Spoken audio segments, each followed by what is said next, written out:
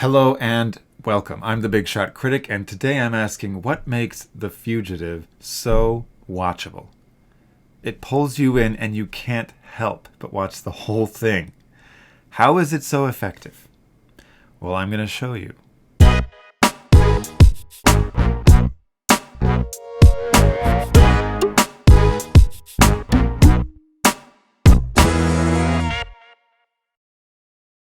Back when the Academy Awards were more about quality entertainment and less about alienating the general public, The Fugitive was nominated for Best Picture, and holy smokes, it deserved it. It ended up losing to Schindler's List because, of course it did, but The Fugitive is an incredible movie. Right out the gate, things are very bleak for Richard Kimble, played by Harrison Ford. His wife has been murdered, and within the first couple minutes, he is arrested as the primary suspect. Flashbacks let the audience know he's innocent, and in a brilliant filmmaking move, he is sentenced to death before the opening credits are even over. There's actually a gap in the opening credits of about a minute from when the police decide to arrest him to when he receives his sentence. This is very unusual, and I think I know exactly why they did it. That heavy drama of him losing his wife, him being blamed for it, and him being sentenced to death for it, immediately followed by opening credits, has the audience reeling. It makes the audience feel like this is just a whirlwind miscarriage of justice that is way out of control. And that is exactly how Richard Kimble feels. You'll see movies do clever things like this to get the audience in the same headspace as the characters, but this is probably the best example I've ever seen. The flashbacks throughout the first few minutes also show the brutality of his wife's murder. It's not graphic, but it solidifies Richard Kimble's innocence and deepens the sense of injustice for the audience. In other words, it uses your emotions to invest you in the story and pull you in. But that's just the beginning. Lots of movies can pull you in for the first 10 minutes. But where other movies start to get lazy, The Fugitive does not let up. So far, we care about Richard because we know he's innocent, we've seen him go through some horrible stuff, and he's played by Harrison Ford. It's 1993, so you like Harrison Ford. But then the movie goes a little further and shows you just what a swell guy he is. Another inmate's escape attempt results in Kimble's prison bus crashing onto some train tracks, and one of the guards is badly wounded. With a train bearing down on the bus, the other survivors of the crash flee instead of helping Richard save the injured guard, and Richard risks his life to save him, coming within inches of death as a result. This naturally puts the audience more on Richard's side, especially when the other guard tries to take credit for it. Somehow I grabbed him and I pushed him onto the bus. You're a brave man. You could have both been killed. Yeah, I know. After the crash, Kimble runs away through the woods, and Ford's performance here really sells the idea that A, he's been running for hours and is tired beyond belief, and B, that it's so cold it hurts. As an Arizona native, that is especially effective for me. I hate the cold. And then, less than 15 minutes in, we meet Deputy Samuel Gerard, played by Tommy Lee Jones. He's the antagonist tasked with hunting down and recapturing Richard, but we like him. He's whip-smart and a big threat.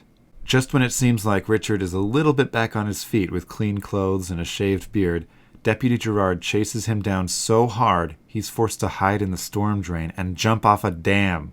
He floats downriver for a while, and when he finally climbs out again, it feels like we're right back where we started after the train crash. And that's shivering in the cold again. The reason this movie is so hard on Richard in the first 30 minutes is to show you the lengths he's willing to go to make things right. And I choose those words specifically, to make things right, because this is about more than just clearing his own name. He has to bring justice for his murdered wife. And just in case you forgot about that during all this running and chasing, the movie has a nightmare sequence to remind you what he's fighting for and what's at stake.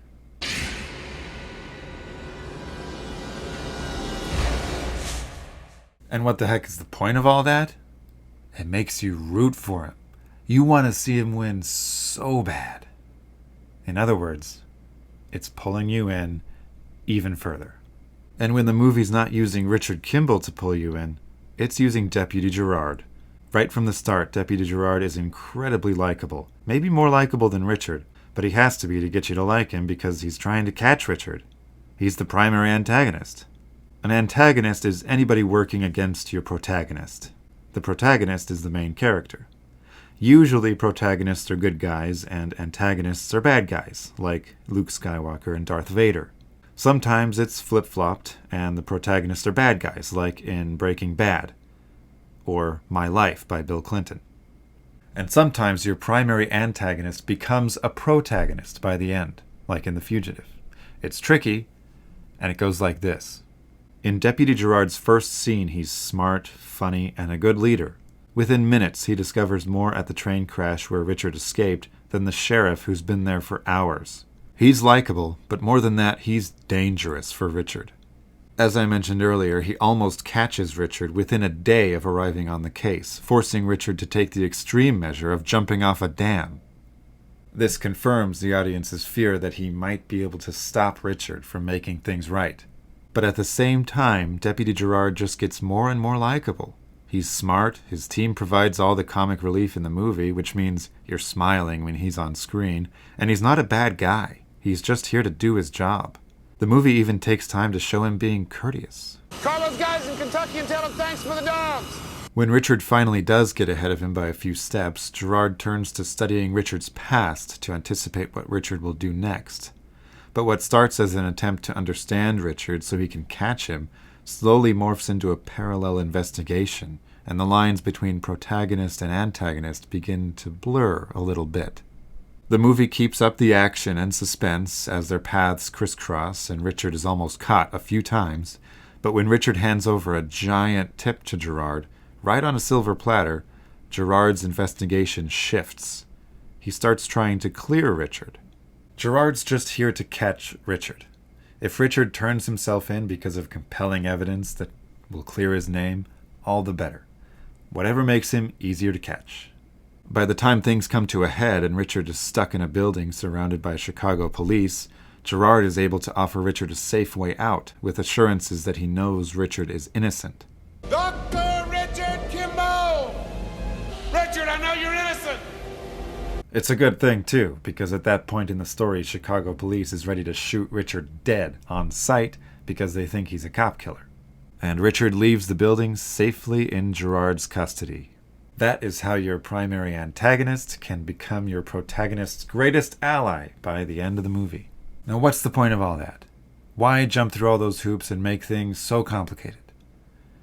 Because why invest your audience in one character when you can invest them in two?